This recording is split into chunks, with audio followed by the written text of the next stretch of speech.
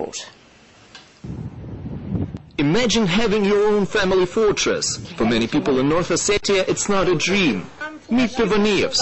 There are 10 people in this family. The youngest is 2, the oldest is 85. While some of their neighbors moved to the big city, the Vanievs refused to give up the traditional Ossetian lifestyle.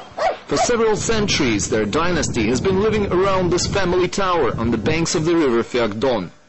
There are dozens of similar buildings in North Ossetia. They've served many purposes. Fortresses in times of war and everyday life, these multi-story buildings could have been used as a 3-in-1, a living room, a bedroom and a warehouse.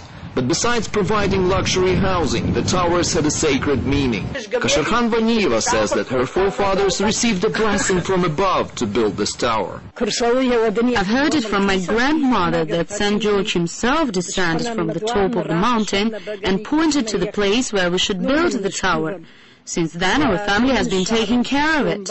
It's a holy place for us. Each valley and almost every rock in the Caucasus Mountains seems to have its own legend. In many Ossetian villages, pagan sanctuaries stand side by side with Christian churches and even with the monuments of the Soviet era. This place is called the City of the Dead. There are many legends about this sanctuary. Some historians say it's a regular cemetery. Others claim that it was also a shelter for the terminally ill who willingly isolated themselves in these tombs to stop the spread of infectious diseases. In each tomb there are human skulls and bones. One of the legends says that a group of warriors kidnapped a pretty girl in a faraway land. They could not agree who owned her, so they killed her. The gods punished the Highlanders for murder, and they slowly died from a strange disease in these tombs. Slambek Sasiev is one of the city's keepers. He says that the place is enormously popular among tourists, and like many other sanctuaries, it has to be preserved. This historical landmark is often compared to the Egyptian pyramids in the Valley of the Kings. It's a fascinating sight.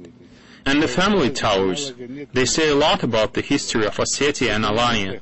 We have to carefully preserve all these monuments.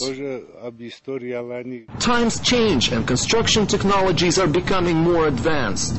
Nowadays many Ossetians prefer European standards of living. But despite the pressures of a modern lifestyle, the towers and the sanctuaries still stand, as a reminder of the past and as a living heritage to be passed down to future generations. Denis Bolotsky, Russia Today, North Ossetia.